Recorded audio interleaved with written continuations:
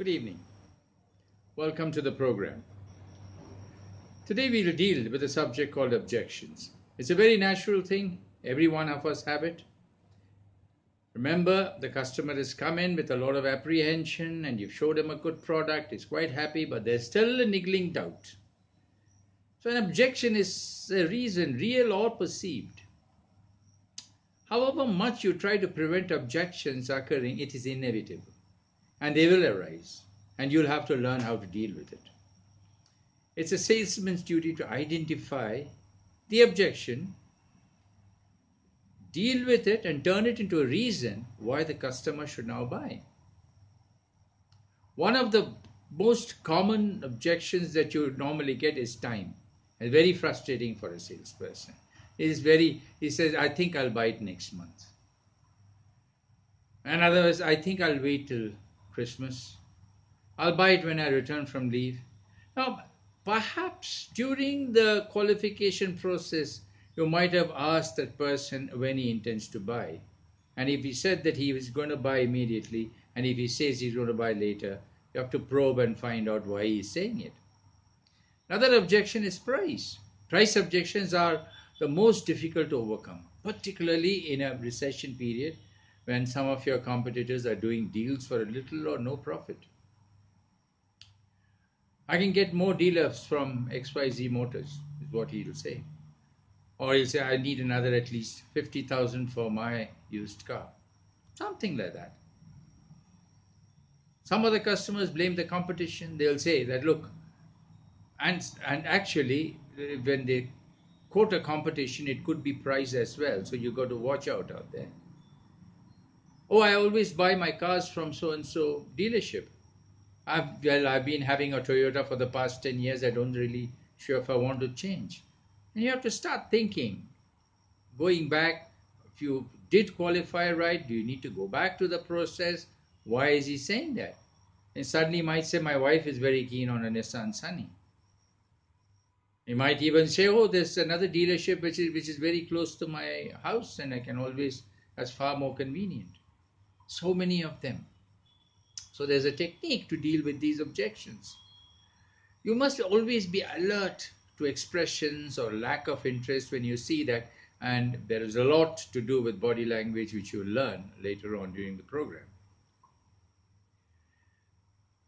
There will be always something that the customer will see or do which will say that the customer is not really ready to buy. If you feel an objection is existing, it's no use ignoring it. Encourage objections. Get it out of the system. Slowly ask him to state the objection and then restate the objection. Important thing, do not argue. Never try to defend yourself or the product to your customer. Winning an argument could be very good for your ego, but you might lose the deal. If a customer is downright rude to you, if he says, oh, this is bullshit, repeat the word. Did you say bullshit? But say it with a smile and you'll find the customer will climb down a little bit and give you something more specific. Similarly, there could be possibilities that the customer descends on you with a torrent of abuse. It's perfectly acceptable to say, sorry, Mr. John, what you have said to me I find most disconcerting. What are you saying? Could you repeat it? It will take a very, very brave person to repeat whatever that he has said. Otherwise, you'll probably come down and then you can deal with it. Listen. Sometimes you're presented with an objection that's very general, open to different interpretations. In these cases, it's necessary to narrow down the objection. Listen to the objection carefully, not just the word. Listen to what they mean. Read between the lines. Do not rehearse the answer. Many of the time, a salesperson is ready with the answers that he expects no. Listen to what he says and then respond to that. Most people think at the rate of around 600 words per minute and speak at the rate of 150 words per minute. The danger is while the customer is talking and if you're thinking of an answer, you probably won't listen to what he's trying to say. because you're trying to build up an answer. Don't worry about it. When the customer has stopped speaking, you'll still have time to respond. And as I said, seek the hidden meanings. If the person says, if your prospect says it's too much money, what is he really saying? Is he saying it's not within my budget? Only when you've identified the true meaning hidden behind the words can you deal with the objection. You've got to empathize. Remember what I said long before. You've got to empathize. Get into the person's shoes and think.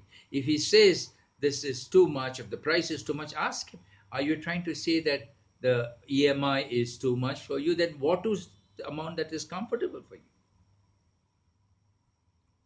you? Let us echo his feelings and sentiments. I'm not saying just you roll over and die. No. Go with the flow. Talk to the customer, find out what he's trying to say, and restate that objection. Once you've restated the objection, then you can dwell on it a little bit more. Once, for example, if a customer, ABC customer, offers more discount than you, then you can say, are you trying to say that you would want, are you asking me what is the final price, Mr. Sen? Get into that. The customer might say that, for a 2.3 liter car, this is too much money. Then you have to go back and say that, look, these are the cars in the market. This is how they are priced. This is the value for that. And then if there is a difference, and you have to start selling value, go back to the value propositions. You have to churn into it again and again and again. Listen and answer. Always get the agreement. Suppose that you've kind of got into a situation where you've managed to add in a little bit more or discount it a bit more and have come to a point where he can afford to pay, where you've given him value. Have I put your mind to rest, Mr. Sen, about this money that you're talking about? Confirm that. Get that confirmation. Get that agreement. Can you now accept, Mr. Khan, that the advantage of spending this extra money, you actually benefit more in the long run? Yeah. Explain, talk like that. When you are deeply involved, trying to overcome an objection, the customer will see that you're more on his side. You work with him. And then, actually, you should start thinking. Start thinking whether you did your qualifications right. Start thinking, did you manage to identify his needs right? Did you find out when he's planning to buy?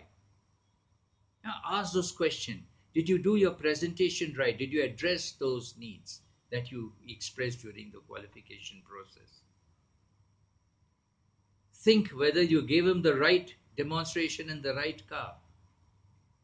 Did you manage to prove a couple of points during the demonstrations?